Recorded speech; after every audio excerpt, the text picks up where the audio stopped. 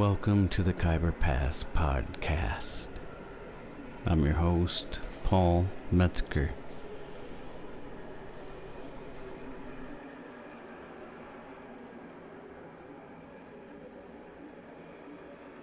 This episode is part 2 of my conversation with Adam Linz, bass player. As always, we're brought to you by the Khyber Pass Cafe, voted Best Middle Eastern Restaurant of 2019 in the Twin Cities.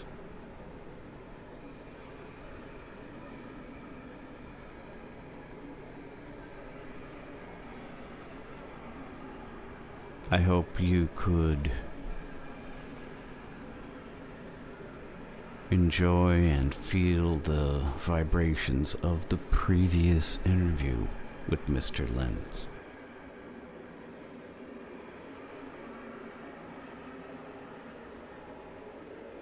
Without any more hesitation, I present the continuation and finale. Adam Linz.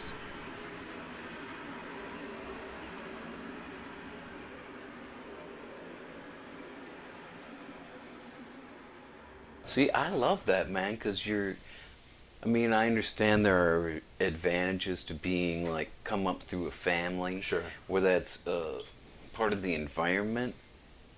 But when it comes more from inside you and it's more coming from like inside who you are, and when you hear something you want to be part of it, I love that, man. That's where it's at. It's a different path for sure. Mm-hmm. And even when I was in college, it was hard. It was really, really difficult. Mm-hmm. Being surrounded by a lot of really, really talented people. So college for you was music school? It was a little jazz program in northern New Jersey called the William Patterson College at that time. Now it's a university. Mm-hmm. Started by the great trumpet player Thad Jones, who's Elvin Jones's oldest brother, or maybe Hank's the oldest, I'm not quite sure. But a really cool program. They only take, like, if they graduate a bass player, they take a bass player. They only have like 8 to 10 of each instrument there. And there's a lot of international kids going there. And it was a lot cheaper to go there than to go to New York. And it seemed like a lot of the same, teachers teaching at all those places. Yeah, I can take that. Michael came out there for a year, too. Yep. And really impressed a lot of people and shook things up. And we had a great time. Was out there for a minute and did the college thing, which was great, and played a lot on the East Coast in a lot of different formats with a lot of different people, and then came back here in 2000. Graduated, diploma in your back pocket. There it is. Just all legit from just an idea that a spark, like you heard music and you connected with it. But then jazz was like a thing you didn't understand, but you were attracted to it. Yeah. I dig that, I think man. So, actually. That's so solid, man. I was in jazz band in high school, and back then we had jazz band as a class every day, like the end of the day, which was really cool. I had some great teachers there, and just like me and JT and Mike, when we were young, we would go to jazz shows. We'd go to the Dakota all the time. We would go to the Artist Quarter all the time. We would. Those guys knew all those musicians because of who their parents were. Right. Yeah. But we were still like searching people out, and the scene here was really vibrant then. We're talking like 1990 to 93. It's a whole different world here. Yeah, it was really, point. really happening. And there were a lot of groups. And, me and JT sometimes, if we couldn't even get into the Dakota show, we would like sit out. They used to have a bench outside the doors, and you could just sit there and hear the music. And Bobby Commodore, the sound guy, would always like like shuffle us in, if we couldn't afford to go. Oh, that's or, so right, yeah, man. it was That's really so cool. right to do that. Because Wow. the soundboard was back by the door, and he would see us, and we would go to multiple shows, multiple nights. Yeah. I think from the time that we were 17 to 19, Mm-hmm. I mean, we just went to so many shows and tried to meet those musicians that we really idolized, like Phil Hay, and there were a ton of them back then. Anthony Cox. Yeah, no kidding, and man. Chris It was Lomheim happening. And Dave Carr and Debbie Duncan. Mm-hmm. Adi Ashaya. There were a ton of people that were really influential. Mm-hmm. And trying to get into clubs, we couldn't get, like trying to get into the Lorraine to hear John Devine and John Lang and Alden Akita and Brock Thorson and James Wallace and that So whole you guys crew. are Gene Adams, that whole crew, You guys are around 18 then? Yeah, Well, so we're really just starting out and really... I can't remember, how was that as far as like legal drinking age for bars? Like, so it's still 21 plus at this point. Oh, so that's we're, so cool. We're kind man. of like trying to sneak in, or like maybe get those musicians to be like, oh, he's with me, so we could like go in, that kind of thing. Yeah, you had and to guys find would a way help you through. back then. It was really cool, actually. Yeah. And the local scene they were beautiful, man. And at this point, I kind of look strange. I have like pink dreadlocks and like That is strange. super into like really out hip hop. I wouldn't call really that kind of strange. the metal thing had kind of turned into the alternative thing at this point. So Yep. very, very influenced by a lot of that stuff. And So are you guys at that point, are you a functioning trio? Is it Fat Kids? Does it have a name? Well, it doesn't have a name, and all we do, we don't gig it out ever. We just get together at somebody's house and play. And we did that for a long time. We might have done that for like 8 years. You're goddamn right you did. I can hear it in the way you guys play. Unbelievable that, because we were like, JT's playing with a bunch of people. Mike's starting to play with a bunch of people. Mm-hmm. I'm starting to gig a little bit as a bass player. No matter how crappy you are as a bass player, the scene can always use you, right? Yeah. So I'm this crappy little bass player, but learning, paying some dues, and everybody's trying to gig as much as possible and not be pushy, but also not get run over. And the local scene was great to us. They really embraced us, and they were like, "Oh, these guys are really serious." Yeah. Then at this point you're starting to collect records and CDs, and all of a sudden you're feeling like you've made this decision to be a musician. And these are my friends though too. That was the other thing about Mike and JT was like we would like hang, we'd go to movies and go to the drive-in, and like You used to get your favorite pizza weird. yeah, pizza we'd you always like. go to Rocky Rococo's in Brooklyn Park. Yeah, on man, our nobody breaks, goes there. That's crazy. You guys were into that. We'd hang out and just try to. I think even early on we were like, let's not ruin this by like trying to be a band, because we knew a bunch of bands where guys were friends, and then they ended up kind of not being friends after a while, because music can do that, right? That's how it works. That's how it works, So I feel like even really early on we would talk about that and be like, if we gig it out, or if we try to make it a thing, or because we didn't do a record until like 2001 or 2002. Mm-hmm. That somebody actually paid, like put the money up for, and we paid them back. But like, if that dude hadn't put up the money, like we would have never done it ourselves. You know what I mean? So, So that's about the time where the Clown Lounge thing started. Okay. And that was another beautiful thing. I mean, people listening to this might not know of that era, but it was the basement of sort of like a rock club. The Turf Club, yeah. And you guys, it was very DIY from what I could vibe out. Like, you just found a room.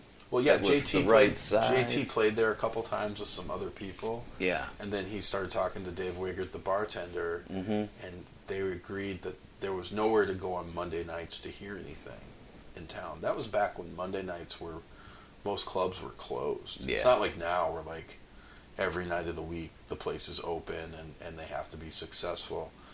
Monday nights were really quiet, and they were like, oh, we could have this little jazz thing, and JT could book it and Yeah. just book all the people he knows, and that's how that started. And we played for tips for a number of years until somebody kept ripping off the tip jar. So then we had to. I needed make that it cash undercover. is the thing, because at Right. that time I was a little light. It was Right. between gigs, but no, I'm gonna get that back to you guys. Thank you. Somehow. It's funny. The tip jar was a huge pitcher. You know, they used to like serve Coca-Cola in, and big pitcher of beer, and somehow it would get ripped off every week. It wasn't just that the money would Fucking disappear. idiots. They take the whole thing. The whole pitcher would disappear. Yeah. But that really turned into a thing, as you know. Yeah. And that ended up being like an 11-year adventure down there. Yeah. You know, until we stopped doing it.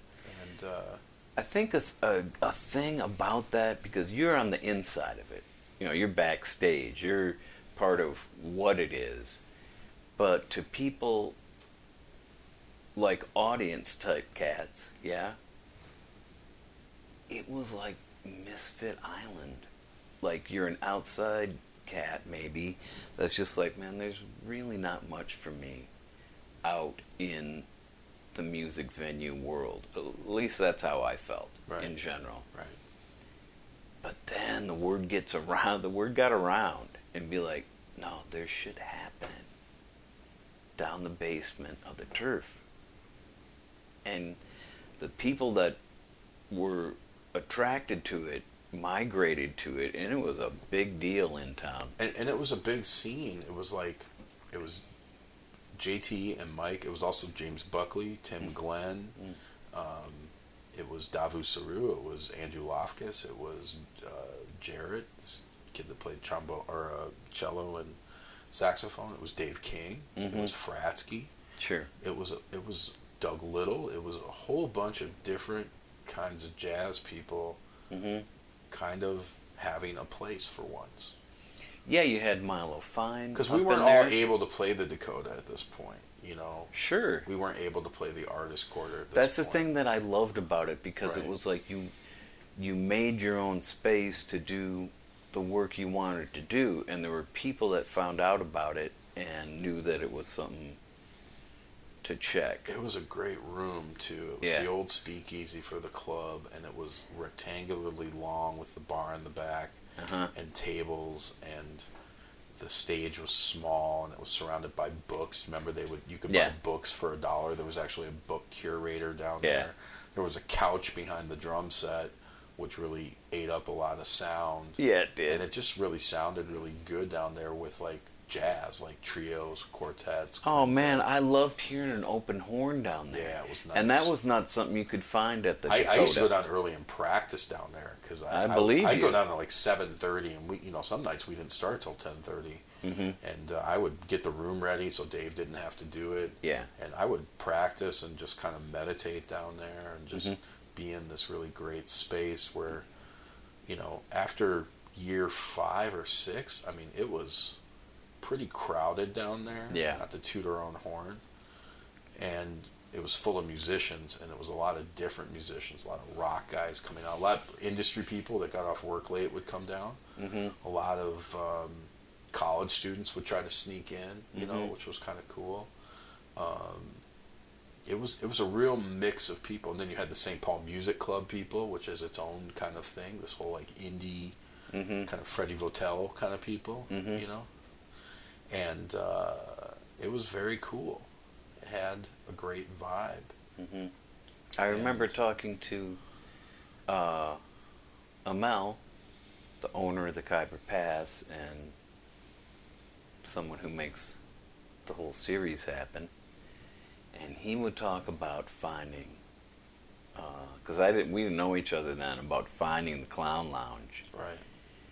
He could not believe his luck. He couldn't believe his luck to find such a beautiful diamond. Yeah, it was nice. In such an unexpected spot. Right. University Avenue, down in the basement of a rock club. It just seems like, nah, but you guys did it, man. It was so right. The other great thing was we were able to bring people from out of town if we wanted to, too. There were people coming from New York and Seattle and from all over the place that were friends that we would meet. People that we knew from being out east. and people from Europe, Mm-hmm. and it gave them an audience. It was an instant audience of people that wanted to listen to music. Yeah. And so that that was y'all's home base, as far as what I could vibe out as an outsider to it. It seemed like there was an art. Fat Kids was sort of at the center, the hub of the wheel. What ended up happening was, like, there were times when we couldn't find people to book because scheduling. So JT would be like, "You want to just do us?" And we'd be like, "Sure, we're available. We're idiots. We're not doing anything." Yeah. And it just kind of ended up that Fat Kids would play there a little bit more often than anybody else, and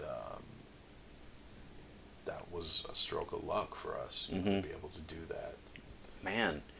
And so working through that lasted 11 years. 11 years, and then the club changed hands and things happened. It got sold, and the new guy that bought it never really realized what was going on down there. So right away it gets axed. And I remember meeting that dude. I didn't like that dude, man. And then the club got sold to First Ave. And then I was like, well, maybe they'll bring it back. But by that time, JT's already at the Ice House supporting Brian, and things changed, you know. And I haven't been down there since the last time we played. It's kind of weird. I should probably, but I heard like there's like a stage and a curtain, and it's a little different now. It ain't it's not that different. JT makes a great point. A lot of that success wasn't just us. It was Dave Wiggard. It was the Misplaced Music guys that would record us every week. It was John Ewing and Jug, who were the door guys there. People found themselves there, not just the music. Yeah, man, it was real. A community of people that maybe felt like outsiders in a way. Yeah, you know? It really was, and man, it was beautiful to be down there for me, because there just wasn't. There weren't things to go check out, especially when it can be so intimate. I mean, I'd be right in this nice sounding small room. I loved it down there. And so then out of that, a portion of it turns into Jazz Implosion at the Ice House in Minneapolis. Right. And when did you started teaching, I know, bass then? I started teaching right when I moved back to the Twin Cities. At the old McNally Smith Music Tech building. Oh, where you first took lessons, or not no, first? No, that was but McPhail. Oh, where you sent? Oh, McNally Smith, but back then it was called Music Tech when it was downtown where the IPR building is. Oh. And the guy running the bass program knew that I went to William Patterson and had studied with Rufus Reed and Todd Kuhlman and all these great guys. And he knew what that was. And he hired me right away. Like a couple months after I got back to town, all of a sudden I've graduated college and now I'm teaching college. That had to feel good, man. That had to. It had to. Come on. I'm a little bit of like maybe I shouldn't be doing this. Maybe I should be practicing to be better and all that stuff. But it was fun, and that kind of came to an end. But then I kept teaching at like a music store, and then I would be doing stuff with McPhail early on, just kind of teaching some jazz camps, and then ended up running their jazz program for a while, and then they got rid of the jazz program, but always doing this thing called the Dakota Combo, which I still do, which is a scholarship-based group of high school students, and we get to work together all year. They get a scholarship. But I also ended up teaching at Augsburg and at the U of M, and now I'm at Macalester. So really just making the rounds as an adjunct. And I like teaching. I've had some really bad teachers in my life because I moved around so much. I had a lot of teachers. Oh, right. You're going to see, like, even in 1 year, you're going to see a load of them. I was so afraid of teaching that I was like, I just wanted to do better than the bad teachers I had growing up. You know, even music teachers who were like, you know, very disparaging. And there's some evil motherfuckers out there, man. There are some people who are that ready should to not quash. teach. Yeah. So I've always enjoyed it, but I feel like I should only do it so much. You know what I mean? I don't want to be a full-time music teacher. I don't want to not teach. But so now I just have a small stable of private students and do those other positions, but very it's only one aspect of what I do. I perform. I also work at the little record stores. You know, I love records, and that's a whole nother story. You know, in itself, right there. So with the teaching part, another thing that you're known for is like bringing the younger players up in and they become part of what would be called whatever the jazz scene is here, and man, some real players, and that have come up through the Adam Linz tutelage in a way, you know, not to overblow it, but what is that like for you to see younger people come up through what you do and then they turn into like real players? It's great to see, you know. Yeah, the Twin Cities has always had a really healthy jazz scene. We've had really amazing high school programs here that support jazz, support improv, support other things, you know. And so yeah, I've been doing that for 20 years, and that is great to see those young guys have their dreams and watch them go off to other places around the world and in the U.S. and meet people and have their own experiences and then talk to them about it, and it's great, you know. We had on the podcast a few weeks back Levi Schwartzberg, right?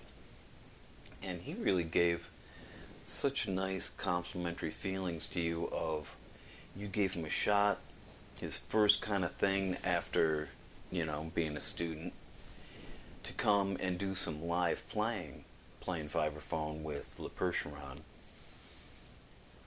And through that, hooking him up with some other musicians, jazz cats in town, and I mean, he really pointed to you as like a guy that really helped him get that, and I think that's really cool. Great player, so I didn't have to do anything other than be like, "Yo, you should listen to this," or the same things that all great teachers that I've had in my past do. They just point you in a direction. It's not like do this, do that.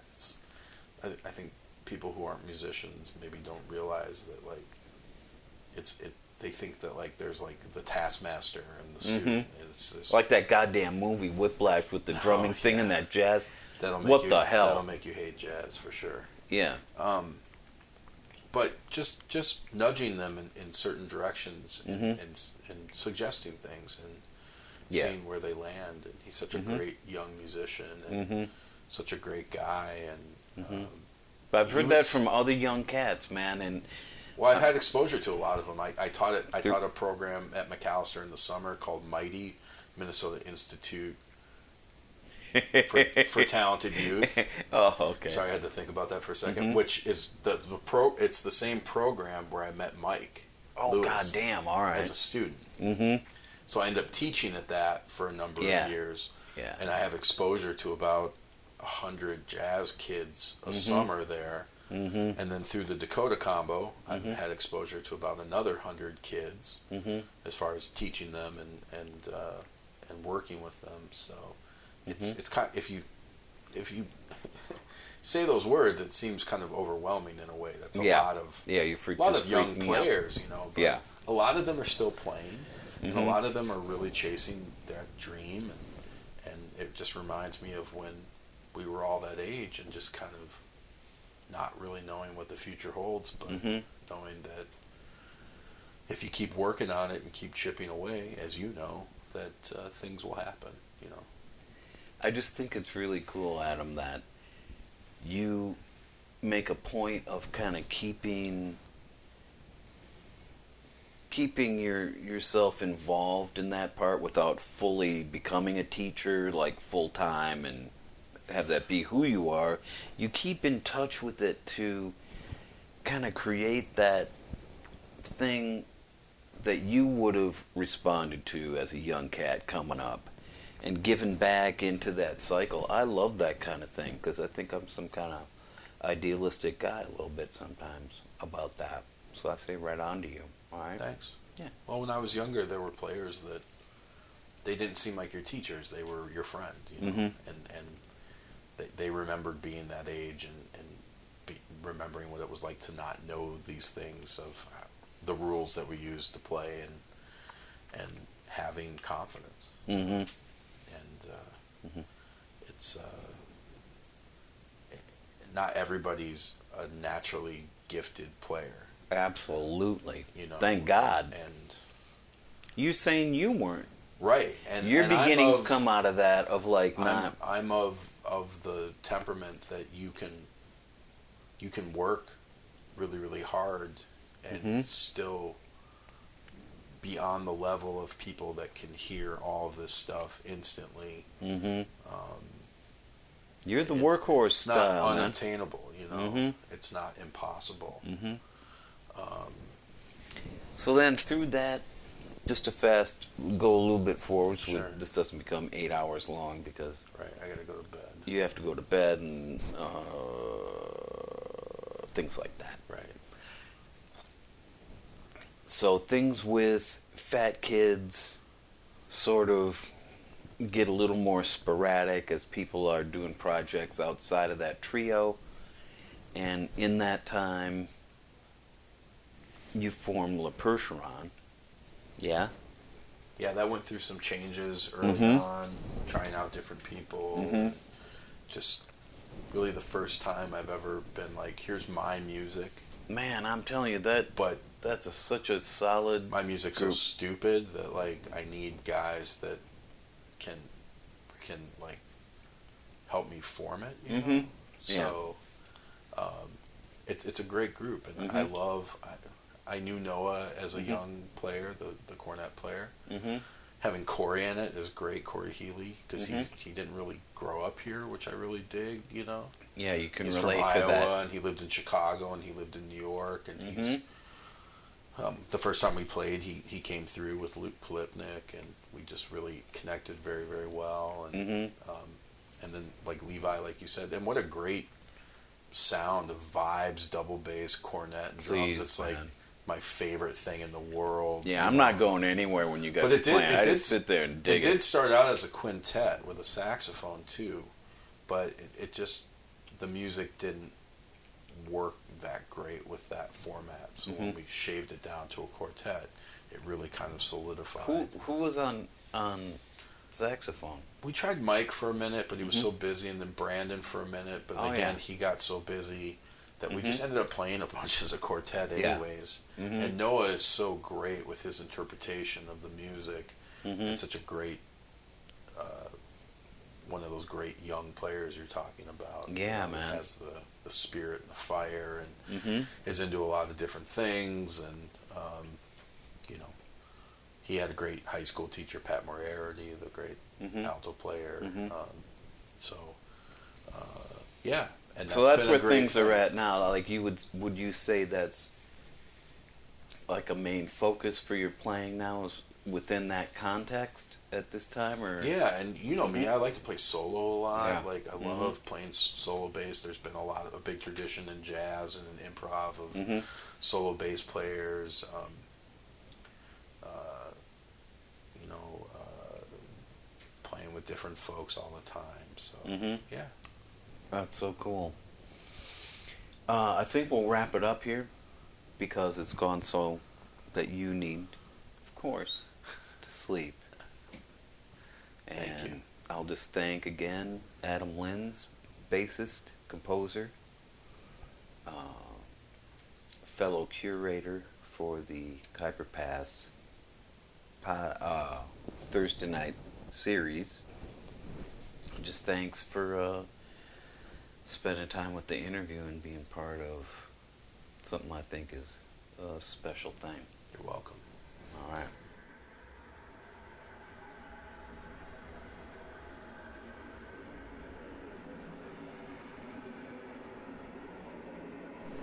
And so, terminus.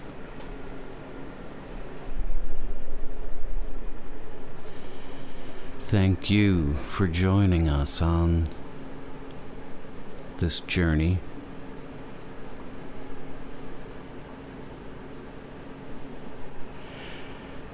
The pathways of improvisers, the development, origin story of the artist. This is what the Khyber Pass podcast wants to present.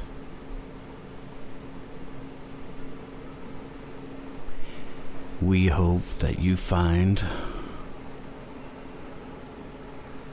some small piece of yourself.